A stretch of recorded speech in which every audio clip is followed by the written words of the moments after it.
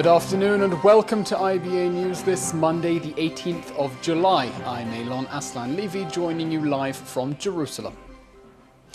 Two 20-year-old soldiers were lightly wounded a short time ago when a Palestinian terrorist brandishing a knife stabbed them on the Gush Etzion-Hebron highway. Soldiers in the area shot the terrorist, who was seriously injured and taken to the Shaarei Tzedek hospital in Jerusalem. The attack occurred on Route 16 near the El Arub refugee camp north of Hebron. The two soldiers, who suffered stab wounds to their heads and hands, were transferred by the Magen David Adom ambulance services to Jerusalem's Hadassah hospital.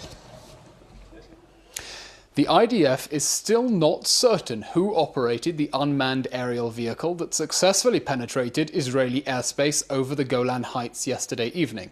3 attempts to intercept the drone failed and it returned to Syria. IBA's Ari O'Sullivan has more in this report. It happened around 5 p.m. yesterday when IAF air defenses detected the drone that had penetrated over the Golan from Syria.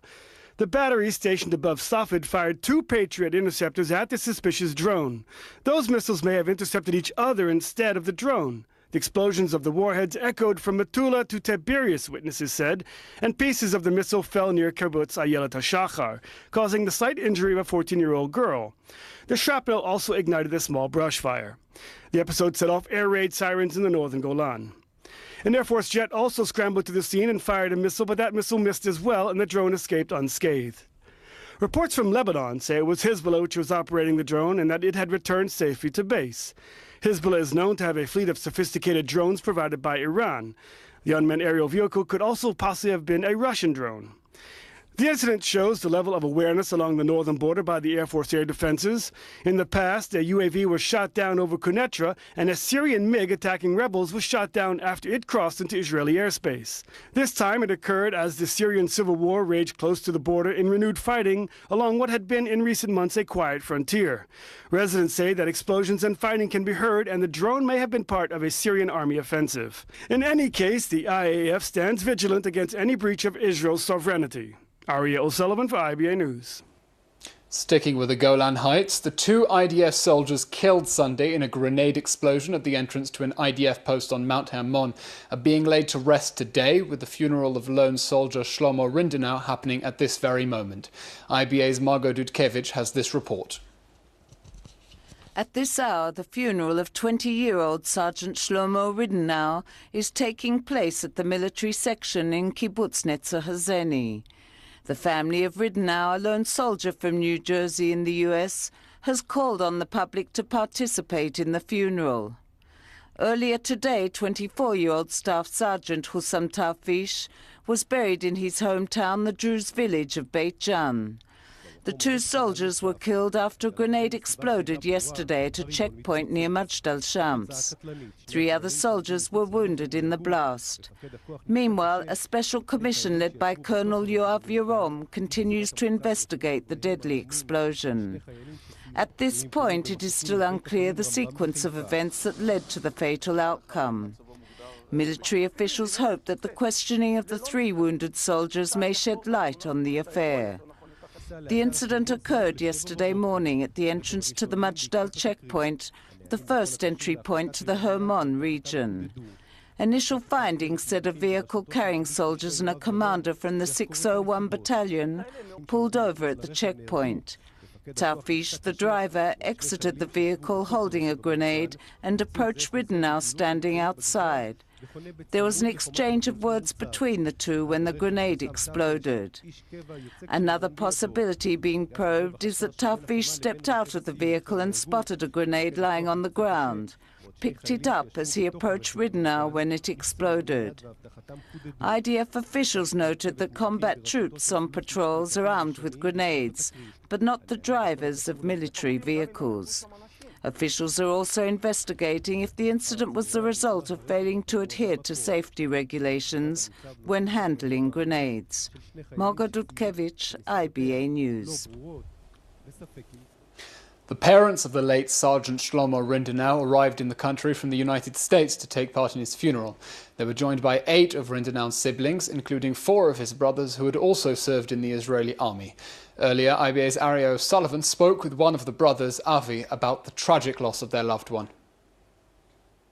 He was happy-go-lucky kid, as they say. I mean, he had a real... He wanted to be more than himself, if you know what I mean. Well, tell us about his journey. How did he get to the military? I mean, it's interesting, right? Because we're a very large family. I guess watching all the other brothers go in and out of the service constantly, he just built a real love for the land. And I mean, as a Sabra living in America, you wouldn't think he really had a connection because he was too young to remember. But it always stuck with him. He always felt like he needed to do just to show that like he's about something that's bigger than himself, which was the belief in Israel and the army, and he always wanted to make everybody proud. Avi, tell us about this family that he came from. Everyone seems to be volunteer Zionists. He grew up basically. It's like, what can we do for you? Almost as if it meant inconveniencing ourselves for the greater of the good of the other person. That's kind of how we are.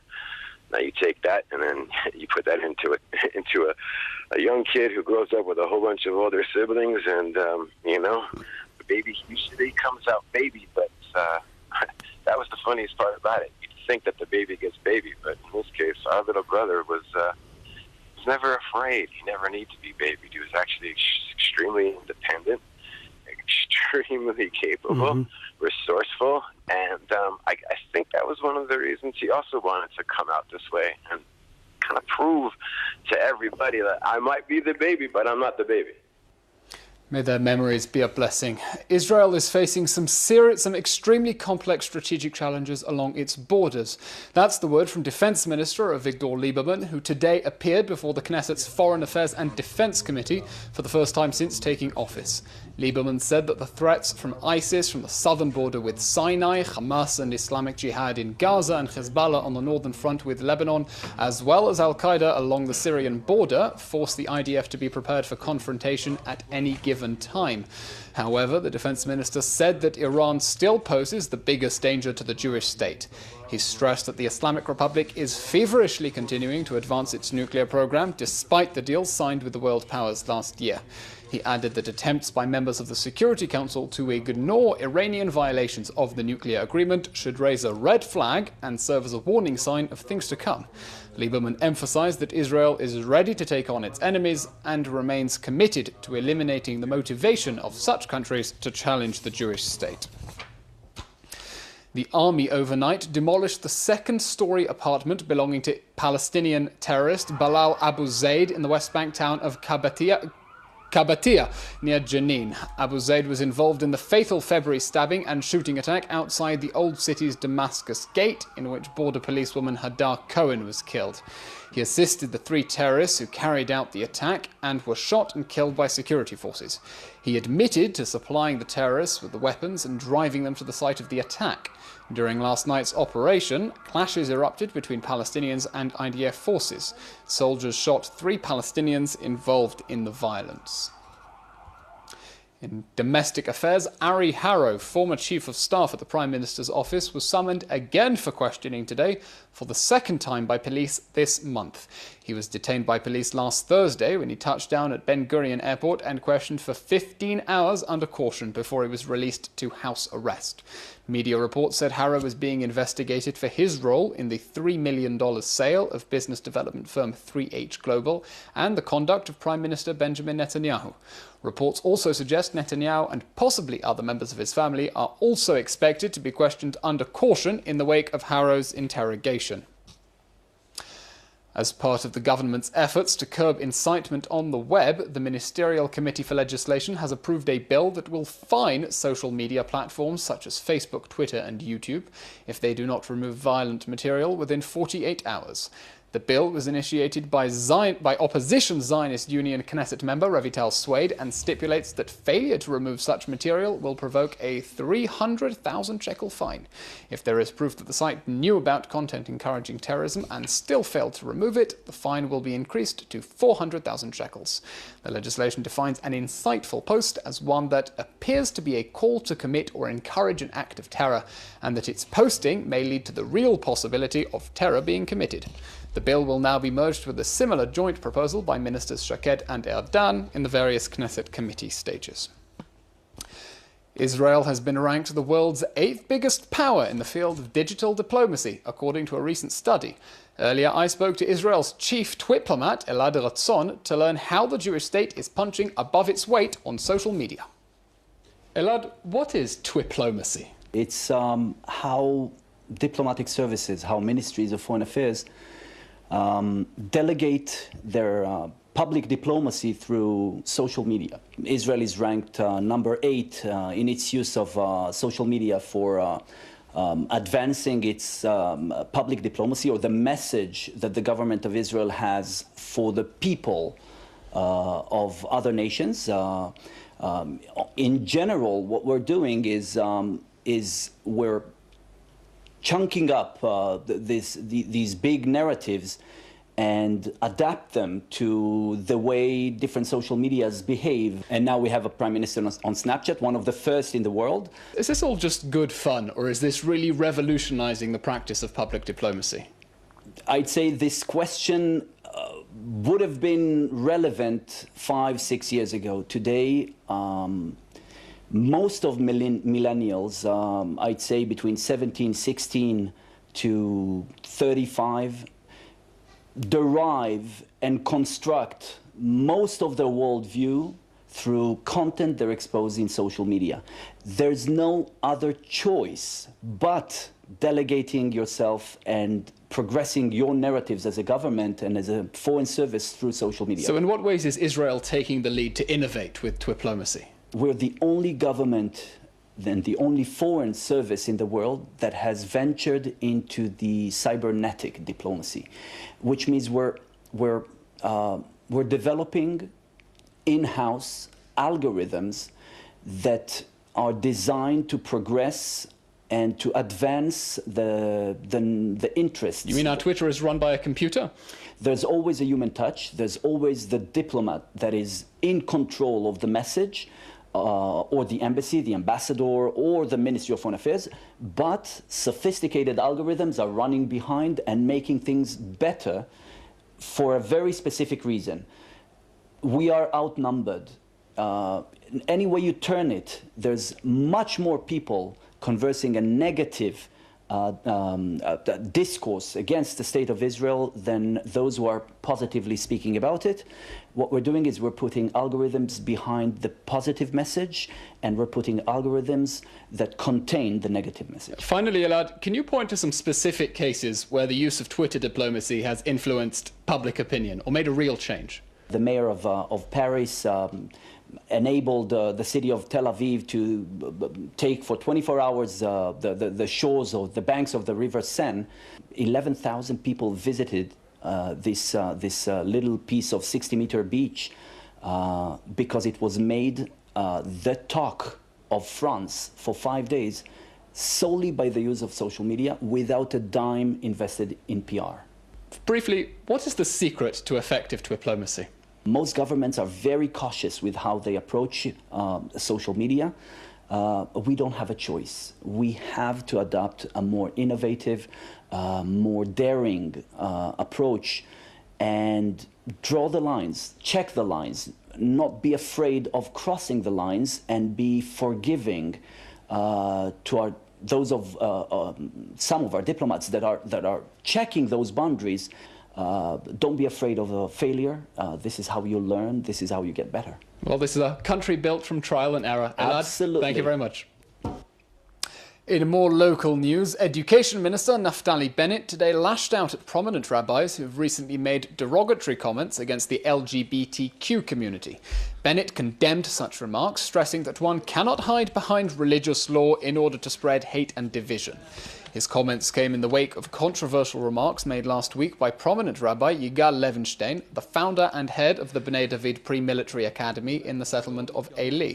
Levenstein sparked outrage when he referred to homosexuals as perverts during an address to hundreds of rabbis and educators from the national religious community, and accused the IDF of promoting a socially liberal agenda that supports such, quote, animalistic behavior. In addition, Levenstein went on to describe Reform Judaism as a Christian movement which has no Jewish connections. European Union officials today lashed out at Turkish President Recep Tayyip Erdogan, warning him against taking steps that would damage the constitutional order following the failed coup attempt. This as reports from Turkey say mass arrests continue, with more than 6,000 people already detained by the government in recent days. Those arrested include judges, military generals, officers and soldiers, civil servants, as well as journalists. In addition, 8,000 police have been removed from duty and many media outlets have been shut down. Yesterday, the Turkish president described those involved in the coup as a virus that needs to be cleansed from all state institutions. Mixing his metaphors, he said the virus has spread like a cancer, enveloping the state. His statements come amid calls to reintroduce the death penalty for those introduced in the coup attempt. Erdogan also said the government is considering easing up restrictions in order to enable citizens to purchase weapons. Johan Hahn, the EU commissioner who deals with Turkey's membership request to the European body, said he was under the impression that the Turkish government had already prepared lists of judges it intended to arrest before the coup took place. The French foreign minister warned Turkey the rule of law must prevail, saying the EU will not accept a military dictatorship. Other European diplomats warned the revival of the death penalty in Turkey would freeze any discussion of its accession to the European Union.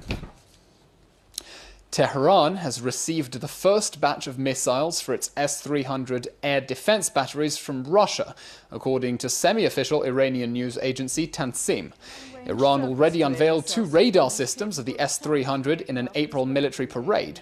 Russia signed an $800 million deal with Iran in 2007 to sell the missiles, but suspended delivery owing to UN Security Council sanctions concerning Iran's nuclear program. The S-300 surface-to-air long-range missile system can target moving aircraft and engage ballistic missiles, comparable to the US-developed Patriot system. In a joint drill with the Greek Air Force last year, Israel tested the advanced system to see how it might be evaded.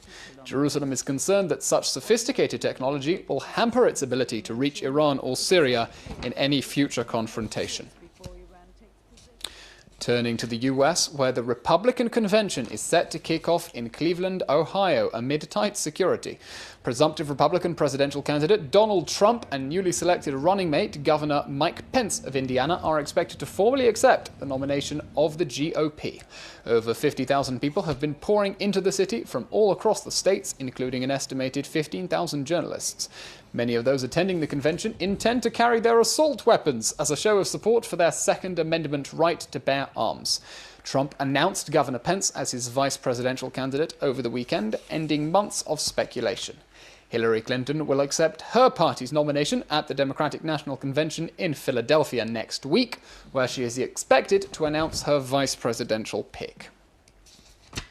Still in the United States, the U.S. House Foreign Affairs Committee approved a bill to honor the life and work of Elie Wiesel. The bill was introduced earlier this month by 3 congressional members of the Democratic Party and has the bipartisan co-sponsorship of 158 members of Congress. According to a statement, the bill memorializes the work and life of Elie Wiesel and reaffirms Congress's commitment to continuing his work of keeping the memory and lessons of the Holocaust alive and preventing similar atrocities from occurring in future. Wiesel, who was awarded the Nobel Peace Prize in 1986, dedicated his life to activism concerning the Holocaust and universal human rights. He passed away earlier this month at the age of 87. Bathers at the Tel Aviv beach were treated to a whale of a time when a 10-metre-long marine mammal was spotted Saturday off the coast, not far from where the Bible says Jonah set sail before himself being swallowed by a big fish. Divers swam out to the whale and even succeeded in patting him before he headed north. Officials at the country's Marine Mammal Research and Assistance Centre said the whale was last seen yesterday afternoon, some 150 metres off the coast of Haifa. In finance, shares are up on the Tel Aviv Stock Exchange and the shekel is putting in a mixed performance today.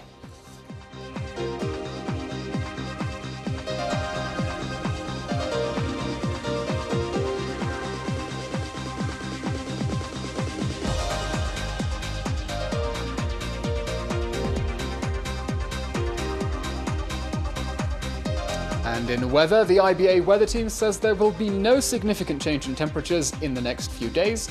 Abroad, London and Paris are basking in a rare summer heatwave. That is to say, it's nearly as hot as in Israel.